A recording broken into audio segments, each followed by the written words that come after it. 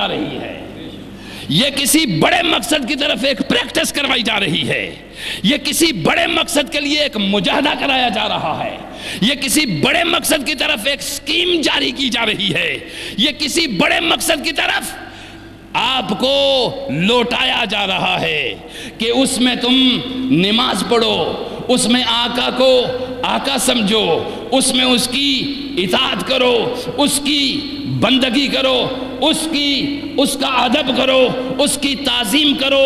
بذات خود یہی مقصد نہیں ہے یہ ساری چیزیں جمع کرو تو عبادت بنتی ہے، مگر یہی بذات خود مقصد نہیں ہے۔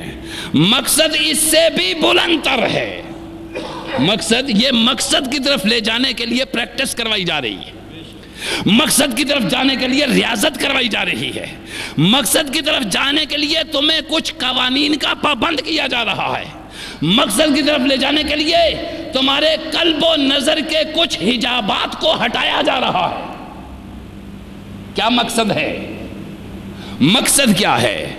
مقصد یہ ہے کہ جہاں سے تم گرے ہو وہیں لوٹا دیا جائے، جہاں سے تم آئے ہو وہیں لوٹا دیا جائے، جہاں تمہاری آنکھ اللہ نے خواہشات اور شہوات کے سبب سے اپنی ذات کو دیکھنے کے لیے بند کر دی تھی، وہی آنکھ ترک خواہشات کے ذریعے پھر روشن ہو جائے تاکہ تم نظارہ حق میں مگن ہو جاؤ۔ مقصد وہ ہے، مقصد وہ ہے۔ اب ارشاد فرمایا جا رہا ہے ان چیزوں کو بیان کرنے کا، تو اب آپ نے سمجھا کہ مقصد عبادت کیا ہے۔ مقصد عبادت پروردگار تک پہنچنا ہے۔ یا ایھا الناس اعبدوا ربکم الذی خلقکم، اے لوگو عبادت کرو اس پروردگار کی جس نے تمہیں پیدا کیا ہے۔ اب جب تمہیں پیدا کیا ہے تو اب یاد کرایا جا رہا ہے نا یہاں پہ کہ وہ مجلس یاد کرو، وہ صحبت یاد کرو۔ کون سی مجلس، کون سی صحبت؟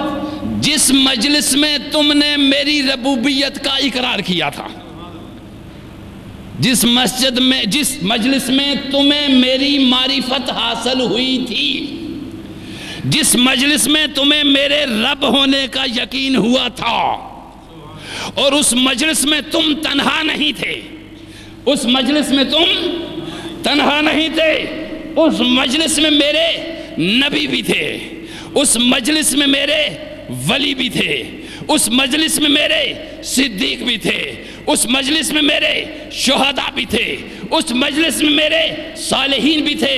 اولئک الذین انعم اللہ علیہم من النبیین والصدیقین والشہداء والصالحین۔ یہ بڑی زبردست مجلس تھی جہاں پہ میں نے تمہیں اپنا دیدار کروایا تھا۔ یہ بڑی زبردست مجلس تھی جہاں میں نے تمہیں اپنا دیدار، اب پھر جب تمہیں میرے دیدار کی خواہش پیدا ہوگی تمہیں اسی طرح کی ایک مجلس سجانی ہوگی، تمہیں اسی طرح کی ایک مجلس سجانی ہوگی، اسی طرح کا ایک مجمع جمع کرنا ہوگا جہاں میرے نبی تو نہیں، نبی کی شریعت ہوگی، نبی کی محبت ہوگی، نبی کا وقار ہوگا، نبی کا دین ہوگا، زمانے کے صالحین ہوں گے، اولیاء اللہ ہوں گے۔ اس مجلس اس طرح کی پھر تمہیں ایک مجلس سجانی ہوگی۔ جب تم اس مجلس میں بیٹھو گے تمہیں اس مجلس میں اللہ کی یاد دہانی کرائی جائے گی، اس کا ذکر کرایا جائے گا، تمہارے حجابات کو ہٹایا جائے گا، قلب کی دھند کو صاف کیا جائے گا، تمہاری آنکھ سے بصارت کے اوپر بصیرت کا غلاف چڑھایا جائے گا، دلوں کے اندھے پن کی مردگی کو نئی زندگی بخش دی جائے گی، تمہارے مردہ قلوب میں نئی زندگی دوڑے گی، تمہاری مردہ رگوں میں محبت مصطفیٰ کے نئے چراغ جلیں گے، تمہاری نس نس محبت رسول میں مچل اٹھے گی، پھر تمہیں مصطفیٰ نبی عالم ارواح میں نہیں اپنی بارگاہ میں نظر آئے گا۔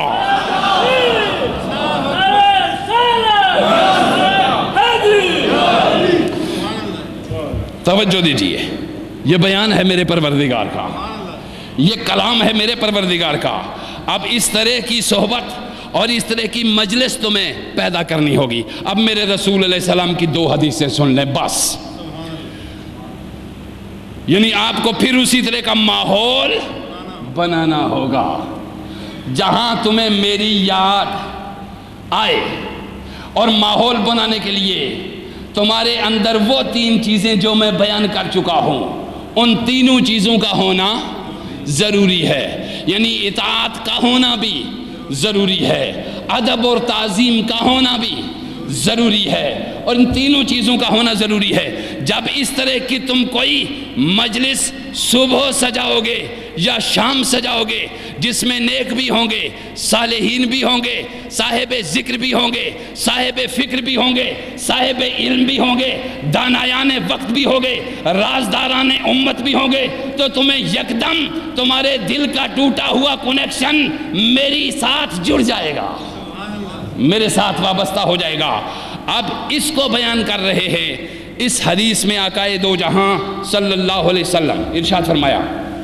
یہ حدیث حضرت ابو موسیٰ رضی اللہ عنہ نے بیان فرمائی. اب یہ حدیث توجہ دیجئے، وہ پچھلا جو کچھ میرا بیان ہے اس میں سے 3 ہی چیزیں یاد رکھیے، جو ادب اور تعظیم اور اطاعت، اور اگلی بڑی چیز جو میں نے آپ کے سامنے بیان کی، ادب تعظیم، ادب اور تعظیم کے ساتھ اطاعت کے ساتھ آقا کو آقا ماننا.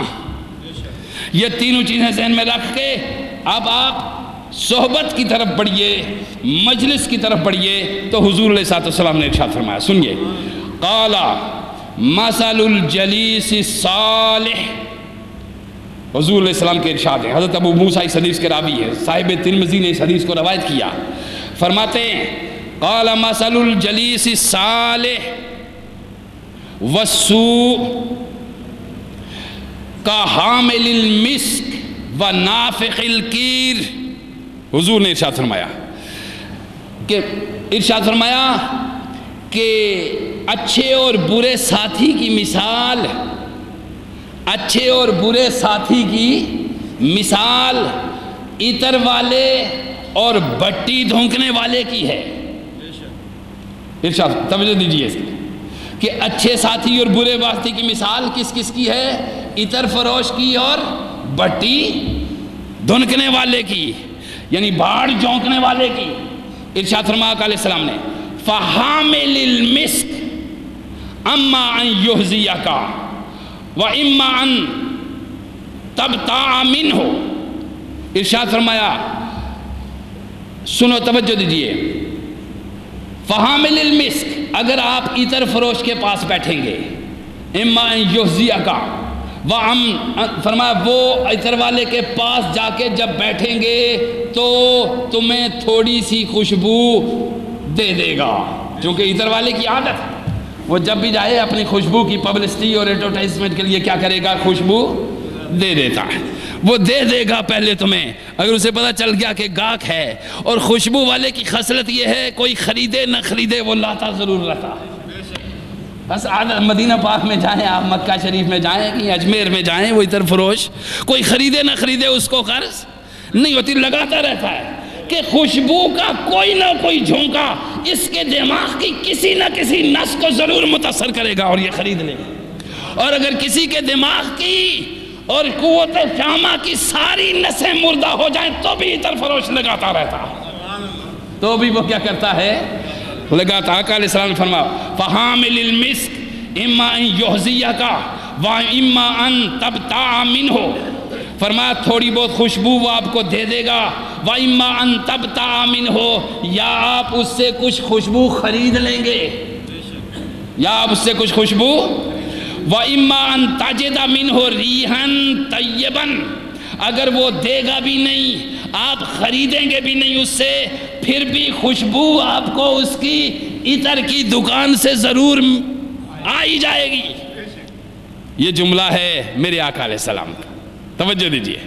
یا خریدو گے، اگر نہیں خریدو گے تو وہ خود کچھ دے دے گا، اگر خود کچھ نہ دے تو تمہیں اس کی خوشبو آئی جائے گی. وَنَافِعُ الْكِيرِ وَنَافِعُ الْكِيرِ، اما ان